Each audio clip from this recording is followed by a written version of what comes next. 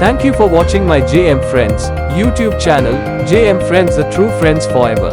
Please subscribe, like, share and press the bell icon. नमस्कार, मैं Ravish Kumar. Muzaffarnagar police का एक आदेश आया है और उसके बाद कई तस्वीरें वायरल हो रही हैं कि आम के ठेले पर आरिफ और नासिर को अपना नाम लिखना पड़ा है। पुलिस कुछ भी कहे, इस आदेश का अंजाम यही है कि आप फल खरीदने से पहले बेचने वाले का मजहब जान जाएं, फिर तय करें कि उससे खरीदना है या नहीं। एक तरह से आपको इशारा किया जा रहा है कि किसके ठेले से आम लेना है और नहीं लेना है। एक गरीब ठेले वाले को इसके लिए मजबूर कर प्रशासन ने अच्छा नहीं किया और इस फैसले को लागू करवाने वाली राजनीति ने भी अच्छा नहीं किया। क्या इस आदेश को आप उस राजनीति से अलग कर सकते हैं जो समय समय पर मुस्लिम दुकानदारों की पहचान और उनके बहिष्कार का ऐलान करती रहती है? अनेक खबरें इस सिलसिले में आपको मिल जाएंगी। हम आज के वीडियो की शुरुआत उस केस से करना चाहते हैं जो इसी मुजफ्फरनगर जिले से जुड़ा है। उस मोहम्मद यासीन से करना चाहते हैं जो इसी मुजफ्फरनगर जिले के जलालाबाद में सब्जी बेचा करते थे। मोहम्मद यासीन व्यवसाय करने की स्वतंत्रता के अधिकार को लेकर सुप्रीम कोर्ट गए। यह घटना 1950 की है, उसी साल जिस साल संविधान लागू हुआ और उसी साल जब भारत का सुप्रीम कोर्ट अस्तित्व में आया। जलालाबाद मुजफ्फरनगर के यासीन अपने अधिकारों को लेकर सुप्रीम कोर्ट जाते हैं। मोहम्मद यासीन ने व्यवसाय करने की स्वतंत्रता के मामले में आजाद भारत का संभवतः पहला केस जीता। अपने लिए नहीं, सबके लिए। हम 2024 के मुजफ्फरनगर की बात तो करेंगे ही, लेकिन पहले 1950 के मुजफ्फरनगर की बात करेंगे। रोहित डे की किताब 2018 में प्रकाशित हुई पीपुल्स कॉन्स्टिट्यूशन, इसमें एक किस्सा है। रोहित डे लिखते हैं कि यह संभवतः जीने के अधिकार को लेकर सुप्रीम कोर्ट का पहला फैसला है। दिलचस्प बात है, यह मामला भी मुजफ्फरनगर जिले का है। इसका एक कस्बा है जलालाबाद। यहां की नगर पालिका ने सब्जी बेचने के लिए एक ही आदमी को लाइसेंस दे दिया, बाकी हर किसी के लिए सब्जी बेचना मना हो गया। मोहम्मद यासीन पढ़े लिखे नहीं थे, सब्जी बेचकर गुजारा करते थे। 8 लोगों के परिवार की सालाना कमाई 150 रुपए से कम थी। यासीन ने कोर्ट जाने का फैसला किया। 1950 में ही तो संविधान लागू हुआ था। यासीन ने संविधान के मौलिक अधिकार को अपना आधार बनाया। उनका कहना था कि एक ही इंसान को व्यापार करने का लाइसेंस देकर बाकी लोगों को व्यवसाय करने से रोकना संविधान के अनुच्छेद 19(1)(g) के अंतर्गत मिले किसी भी पेशे को अपनाने या कोई भी व्यवसाय, व्यापार या कारोबार करने की स्वतंत्रता के अधिकार को बाधित करता है। और यह मामला सुप्रीम कोर्ट पहुंच गया। आज के मुजफ्फरनगर के पुलिस प्रशासन को यह फैसला पढ़ना चाहिए। इस फैसले को यूपी सरकार को भी पढ़ना चाहिए और आप लोगों को भी। ठेले पर सब्जी फल बेचने वाले हर दुकानदार को मोहम्मद यासीन का नाम मालूम होना चाहिए। मोहम्मद यासीन ने अनुच्छेद 32 के तहत संवैधानिक उपचारों के अधिकार का इस्तेमाल किया। अनुच्छेद 32 हर व्यक्ति को अपने मौलिक अधिकारों की रक्षा के लिए सीधे सर्वोच्च न्यायालय में जाने का अधिकार देता है। अगर किसी को भी लगता है कि उसके मौलिक अधिकारों का उल्लंघन हुआ है, उस पर हमला हो रहा है, तो वह राहत के लिए सीधे सर्वोच्च न्यायालय जा सकता है। किसी और अदालत में जाने की जरूरत नहीं। तृणमूल कांग्रेस के सांसद साकेत गोखले ने राष्ट्रीय मानवाधिकार आयोग में इस बात को लेकर शिकायत दर्ज की है, लेकिन सभी को सुप्रीम कोर्ट जाना चाहिए। 27 फरवरी 1952 को सुप्रीम कोर्ट के justice M Patanjali Shastri, justice Mehr Chand Mahajan, justice BK Mukherjee और जस्टिस N चंद्रशेखर अय्यर की बेंच ने इस केस को लेकर एक ऐतिहासिक फैसला दिया। इस फैसले में कहा गया है कि किसी व्यवसाय को करने के लिए लाइसेंस फीस लगाना आयकर लगाने जैसा नहीं है। इस मामले में लाइसेंस फीस यासीन के मर्जी से व्यवसाय करने के उस अधिकार को छीन रही है जिसे संविधान का अनुच्छेद 19(1)(g) हर नागरिक को प्रदान करता है। हालांकि 1951 में जब संविधान में पहला संशोधन हुआ तब इन स्वतंत्रताओं के साथ कुछ वाजिब अपवाद जोड़ दिए गए। फिर भी अदालत ने नगरपालिका के बनाए नियमों को उन वाजिब अपवादों के दायरे में नहीं माना और अवैध घोषित कर दिया। कोर्ट ने अपने आदेश में साफ कहा कि एक सार्वजनिक सड़क पर दुकान लगाने के लिए नगरपालिका को उससे लाइसेंस फीस वसूलने का अधिकार नहीं है। मोहम्मद यासीन ने यह मुकदमा अपने लिए नहीं बल्कि हर ठेला वाले, हर चाय वाले, हर दुकानदार के लिए जीता था। पहली बार कस्बे का एक आम आदमी संविधान के सहारे व्यवसाय की स्वतंत्रता के अधिकार का मुकदमा इस देश में जीत जाता है। वो पढ़ा लिखा नहीं है, तब वकालत अंग्रेजी में हुआ करती थी, फिर भी वो अंग्रेजीदा वकीलों के पास जाता है और मुकदमा करता है। सुप्रीम कोर्ट जाने से हिचकता नहीं है। कितना विश्वास रहा होगा संविधान के सपनों और जजों के इंसाफ पर, इसकी कल्पना कीजिए। आज उसी मुजफ्फरनगर में 74 साल बाद किसी कासिफ को, किसी शाह आलम को, किसी आरिफ या नासिर को अपनी दुकान या ठेले पर नाम लिखना पड़ता है ताकि उसकी धर्म के आधार पर पहचान हो सके, बाजार में वह अलग पहचान के साथ खड़ा हो सके। यह भी नासिर और आसिफ के व्यवसाय की स्वतंत्रता के खिलाफ है जब उसे कहा जाता है कि मालिक या अपना नाम लिखे।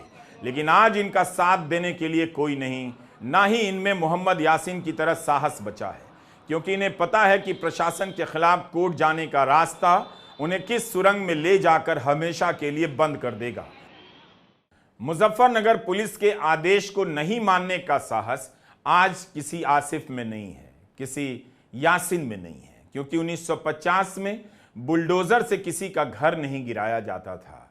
लेकिन 1950 के भारत का एक सब्जी विक्रेता यासीन सुप्रीम कोर्ट जाता है और आदेश लेकर आता है कि किसी सार्वजनिक सड़क पर दुकान लगाने के लिए नगर पालिका को उससे लाइसेंस फीस वसूलने का अधिकार नहीं है। रोहित डे ने अपनी इस किताब में और सेमिनार पत्रिका में इस प्रसंग के बारे में काफी विस्तार से लिखा है। वे बताते हैं कि यासीन और उसके जैसे अन्य दुकानदारों के लिए इस मुकदमे का कितना महत्व था। ये इस बात से समझिए कि यासीन ने अपने दलित दोस्त नानू को ढोल के साथ पहले ही बुला रखा था। नानू ने पूरे जलालाबाद में ढोल बजा बजा कर यह सूचना पहुंचाई कि जनता और कस्बे के बीच मुकदमा हुआ था, जनता जीत गई और कस्बा हार गया है। क्या शानदार समय रहा होगा कि मोहम्मद यासीन सभी ठेले वालों के लिए सुप्रीम कोर्ट से मुकदमा जीतकर वापस आता है। उसका दलित दोस्त ढोल बजाते हुए इसी मुजफ्फरनगर के जलालाबाद कस्बे में सबको बता रहा होता है कि जनता जीत गई है, कस्बा हार गया है, नगर पालिका हार गई है, हम केस जीत गए हैं। यासीन ने अपने लिए नहीं, सबके लिए यह मुकदमा जीता था और उसी मुजफ्फरनगर में यासीन अकेला है। उसके साथ कोई नहीं कि सामने आए और ठेले से उसका नाम हटा दे और कह दे कि यह संविधान के आदर्शों पर हमला है, व्यापार और कारोबार की स्वतंत्रता पर हमला है। अगर यह हमला यासीन पर होगा तो यह हमला गोपाल और सुरेश पर भी होगा। आज हम कहां खड़े हैं? क्या यह आदेश संविधान के आदर्शों और प्रावधानों के अनुसार है? क्या हिंदू दुकानदारों ने भी रॉकी जॉनी नाम हटाकर अपना असली नाम लिखा है? मुजफ्फरनगर पुलिस ने संविधान के किस प्रावधान के तहत, किस धारा के तहत यह आदेश निकाला है? किसी भी व्यापारिक प्रतिष्ठान, होटल, कंपनी से लेकर चाय के ठेले तक को अपने हिसाब से नाम रखने की आजादी है। क्या साबुन, तेल और कपड़े बनाने वालों से भी कहा जाएगा कि आप ब्रांड के साथ साथ अपने मालिक का नाम लिखें? क्या हम इस नफरती सोच को यहां तक ले आएंगे कि लोग हिंदू साबुन से नहाएंगे, मुस्लिम साबुन से नहीं नहाएंगे? समाजवादी पार्टी के राष्ट्रीय अध्यक्ष अखिलेश यादव की यह टिप्पणी गौर करने लायक है। वे लिखते हैं कि जिसका नाम गुड्डू, मुन्ना, छोटू या फत्ते है, उसके नाम से क्या पता चलेगा? माननीय न्यायालय स्वतः संज्ञान ले और ऐसे प्रशासन के पीछे के शासन तक की मंशा की जांच करवाकर उचित दंडात्मक कार्रवाई करे। ऐसे आदेश सामाजिक अपराध हैं जो सौहार्द के शांतिपूर्ण वातावरण को बिगाड़ना चाहते हैं। राज्य सरकार के मंत्री कहते हैं कि उन्हीं दुकानदारों के लिए कहा गया है जो हिंदू देवी देवताओं के नाम पर दुकानें खोलते हैं। इससे कभी कभी विवाद हो जाता है, मगर क्या यह सफाई काफी है? उन्हें बताना चाहिए कि किस ठेले ने, किस पान वाले ने हिंदू देवी देवताओं के नाम का इस्तेमाल किया। नासिर के ठेले को देखकर तो नहीं लगता, ना ही वकील साहब के टी स्टॉल को। हमने केवल ये कहा है कि कुछ मुस्लिम बंधु हिंदू देवी देवताओं के नाम से अपने दुकानें चलाते हैं। वो दुकानें अपनी चलाएं, हमें कोई आपत्ति नहीं है, पर वो हिंदू देवी देवताओं के नाम से ना रखें, क्योंकि जो बाहर से आने वाले कावड़ी हैं वो उस पर आकर के बैठते हैं, चाय पीते हैं, भोजन करते हैं, तो उसमें फिर विवाद का कारण बनता है, उनको पता लगता है। हर कंपनी को अपने उत्पाद का नाम रखने की आजादी है। क्या आप विप्रो से कहेंगे कि विप्रो नहीं, मालिक के नाम पर कंपनी का नाम हो, प्रोडक्ट का नाम हो, सिप्ला का नाम मालिक के मजहब के नाम पर रखो? यह सब प्रधानमंत्री मोदी के उस बयान की भी याद दिलाता है जब उन्होंने कपड़ों से पहचानने की बात की थी। हर दुकानदार को अपना नाम रखने की आजादी है। यह कहीं नहीं लिखा है कि दुकानदार मुसलमान है तो वह एक धर्म से जुड़े नाम नहीं रखेगा। साल भर व्रत और त्योहार चलता है, फल सब्जी के ठेले से लोग खरीद कर खाते रहते हैं, किसी की पवित्रता इससे भंग नहीं होती। इंडियन एक्सप्रेस में नीतिका झा की रिपोर्ट में एक प्रसंग है कि खतौली के चाय दुकानदार ने अपनी दुकान का नाम बदला। पहले चाय लवर्स पॉइंट था, उसे वकील साहब टी स्टॉल कर दिया। अधिकारी जब इससे भी संतुष्ट नहीं हुए तो उनके टोकने पर वकील अहमद टी स्टॉल किया गया। पुलिस कुछ भी कहे, यह आदेश छुआछूत की भावना से भी आता लगता है। कानून व्यवस्था के नाम पर छुआछूत करने की छूट नहीं दी जा सकती है। संविधान के अनुच्छेद 17 के अनुसार अस्पृश्यता अपराध है। छुआछूत की बीमारी निकलती ही है शुद्धता और पवित्रता की जड़ से, उसकी सोच से। अब इसका आधार बदलकर धर्म किया जा रहा है।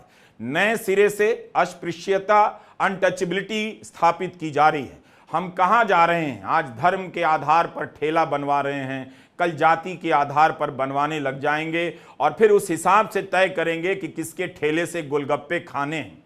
इन लोगों के पास राजनीति करने के लिए और कोई मुद्दा है ही नहीं, जो घूम फिरकर इसी पर आ जाते हैं।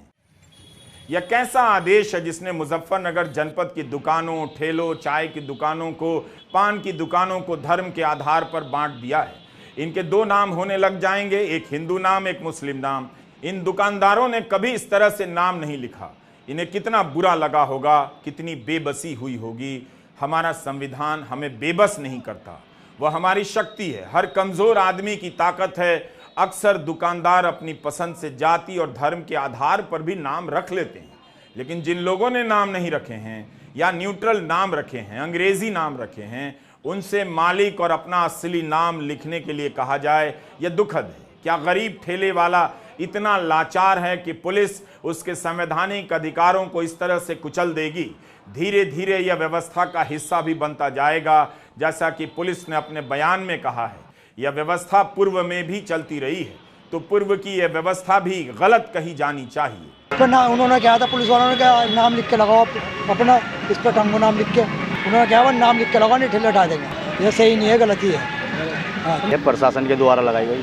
मेरा नाम लिखा है, फल का नाम लिखा है, बस ये मालूम नहीं करा। प्रशासन ने कहा अपने नाम के लगाओ बोर्ड। नुकसान क्या रहेगा? 10-5 दिन तो 15 दिन तो बंद ही रखते हैं हम डेली।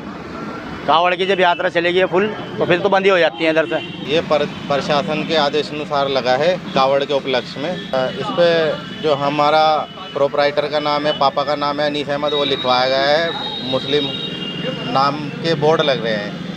मुझे लगा कि मुजफ्फरनगर की पुलिस अपने फैसले पर विचार करेगी, आलोचनाओं पर ध्यान देगी, लेकिन यह फैसला वीडियो अपलोड किए जाने तक वापस नहीं लिया गया।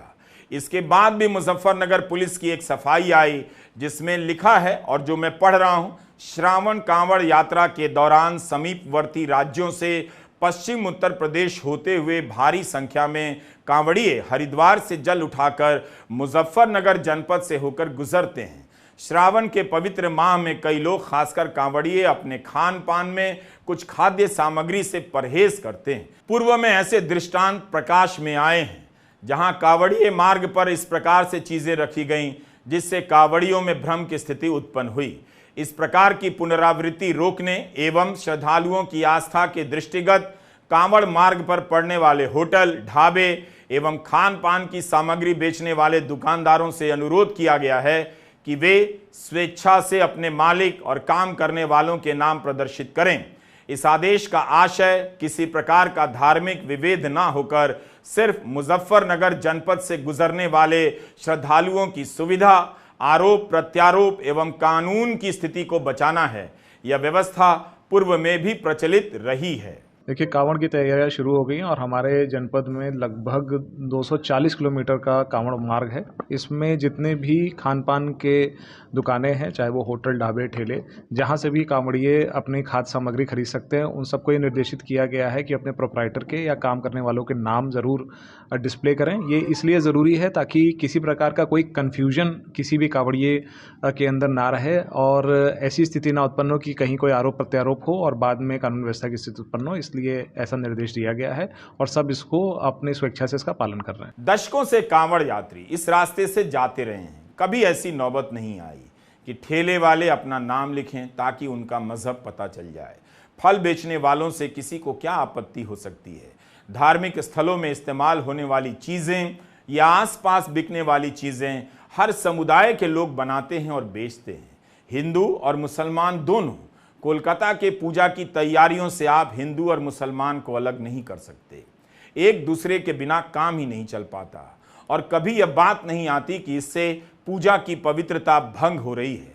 क्या पता अब ऐसा भी आदेश आ जाए कि इस आम के मालिक का नाम बताया जाए, या बताया जाए कि बाग का मालिक हिंदू है या मुसलमान, फिर यह भी बताया जाए कि आम के पेड़ लगाने वाला मुसलमान है या हिंदू। उसके बाद यह बताया जाए कि बाग का चौकीदार हिंदू है या मुसलमान। उसके बाद यह बताया जाए कि आम के पेड़ों पर दवा छिड़कने वाला हिंदू है या मुसलमान।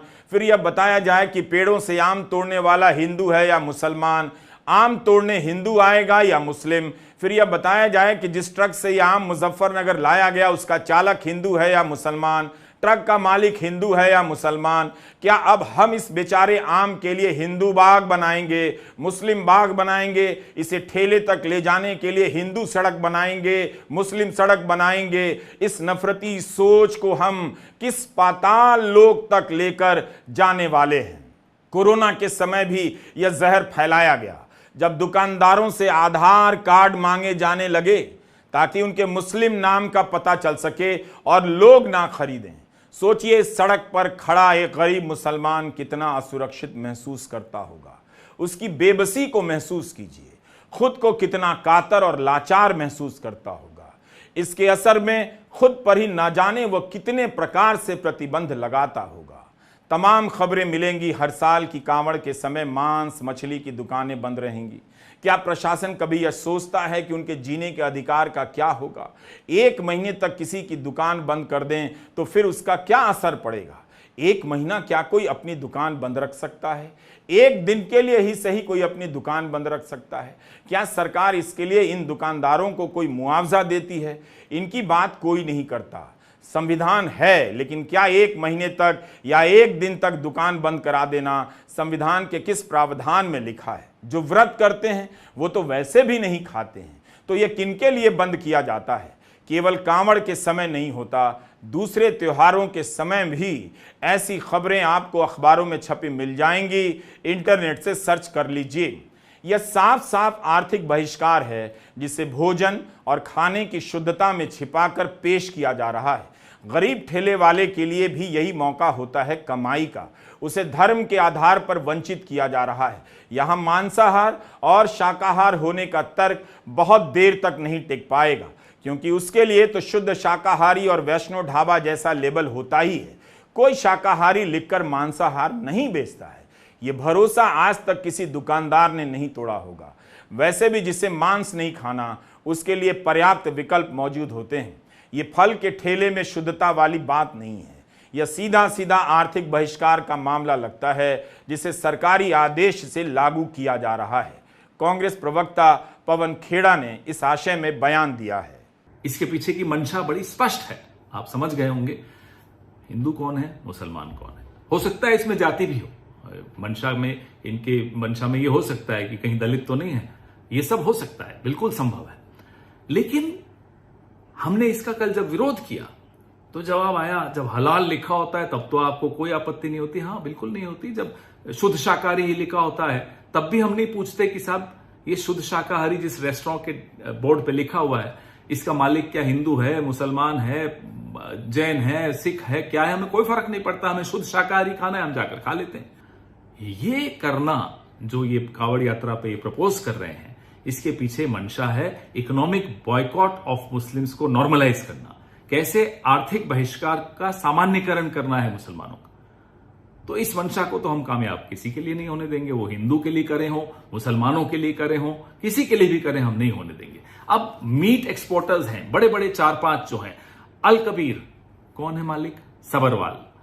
अरेबियन एक्सपोर्ट्स कौन है मालिक? कपूर। MKR फ्रोजन कौन है मालिक? मदन एबट। PML इंडस्ट्रीज मालिक कौन है? बिंद्रा साहब है। लेकिन जो षड्यंत्र ये लोग रच रहे हैं, हमारी आपकी जो एक तहजीब है, अब एक उस तहजीब में मुझे याद आता है अलीगंज लखनऊ में, वहां बड़ा मंगलवार के पीछे की जो कहानी है वो सुनकर बड़ा आनंद आता है। दुर्गा पूजा हो, भगवान जगन्नाथ यात्रा हो, सब में कैसे मिलजुल कर इस तहजीब में हम लोग एक दूसरे के त्योहारों में हाथ बटाते हैं, तैयारियां करते हैं। उस तहजीब पर ये हमला बोल रहे हैं, और ये हमला सिर्फ उस तहजीब पर नहीं बोल रही, हमारे आपके घरों में घुसकर तय करेंगे कि कौन क्या खाएगा, किससे खरीदेगा, क्या कपड़े पहनेगा, किस भाषा में बोलेगा। इनको अपने घरों में घुसने से रोकिए। अगर इनको अपने घरों में घुसने से रोकना है तो इस विचारधारा को अपने मोहल्ले से दूर रखिए, अपनी जीवन से दूर रखिए, अपनी विधानसभाओं और लोकसभाओं से दूर रखिए। भारत में 50% लोग महीने का 6,000 भी नहीं कमा पाते हैं। इस तबके पर हमला किया जा रहा है। क्या आप ऐसा नया भारत चाहते हैं जहां फल सब्जी के ठेले पर नाम इस तरह से लिखे हों कि पता चले कि कौन सा ठेला मुसलमान का, कौन सा हिंदू का? इस सोच का इतिहास बहुत दूर का नहीं। 1930 के दशक की जर्मनी का प्रसंग बार बार याद दिलाया जा रहा है। जर्मनी आज तक उन घटनाओं को लेकर प्रायश्चित करता है, उस सोच के लोगों को खोजता है, पकड़ता है। 80-90 साल की उम्र में भी अगर जिंदा मिल जाते हैं तो उन्हें सजा देता है। लेकिन भारत में उसी सोच को एक धर्म का पजामा पहनाकर गांवों कस्बों में बुलंद किया जा रहा है, घुमाया जा रहा है। हिटलर की जर्मनी में भी यही हुआ था। 1 अप्रैल 1933 को यहूदियों के खिलाफ नाजी ने बहिष्कार का आह्वान किया। यहूदी बिजनेसमैन और वकीलों, डॉक्टरों के बहिष्कार का ऐलान। दफ्तरों और दुकानों के आगे हिटलर की पार्टी की सेना खड़ी हो गई, जिसे स्टॉर्म ट्रूपर कहा जाता है। यहूदी दुकानों के आगे स्टार ऑफ डेविड के निशान बनाए जाने लगे। लिखा जाने लगा, यहूदी दुकानों से सामान ना खरीदें। आज़ादी से पहले रेलवे के प्लेटफॉर्म पर हुआ करता था, नल के आगे हिंदू और मुसलमान लिखा होता था। इसे लेकर अपराजिता मुखोपाध्याय ने 2018 में प्रकाशित अपनी किताब imperial technology and native agency, a social history of railways in colonial India 1850 से 1920 में 19वीं शताब्दी के एक वृतांत का हवाला दिया है कि बंगाल नागपुर रेलवे की ट्रेनों में 2 तरह के पानी पिलाने वाले होते थे। भिश्ती मुसलमान होता था, पानी पनेर ब्राह्मण। बाद में यह व्यवस्था खत्म हो गई क्योंकि इसमें केवल सांप्रदायिक भेदभाव नहीं बल्कि छुआछूत भी था। भारत में पहचान के आधार पर भेदभाव की यह बीमारी जर्मनी से कुछ अलग है, मगर अब जर्मनी की तरह होती जा रही है। आज भी लोग घरों में जाति धर्म के आधार पर ही नहीं, काम करने वाले लोगों के लिए अलग बर्तन रखते हैं। यह एक तरह की छुआछूत है जो हमारे समाज में छिप कर रहती है, लेकिन राजनीति का सहारा पाकर यह खूंखार बनकर बाहर आने लगी है। वह एक समुदाय को टारगेट करती है, इसकी कमाई, इसके जीवन पर हमला करती है। क्या आप अपने बच्चों को इन हमलों के लिए इस तरह की सोच के पीछे दंगाई बनाना चाहेंगे? इस नज़र से भी सोच लीजिएगा, वीडियो पूरा देख लीजिएगा। नमस्कार, मैं Ravish Kumar. Thank you for watching my JM Friends YouTube channel, JM Friends, the true friends forever. Please subscribe, like, share and press the bell icon.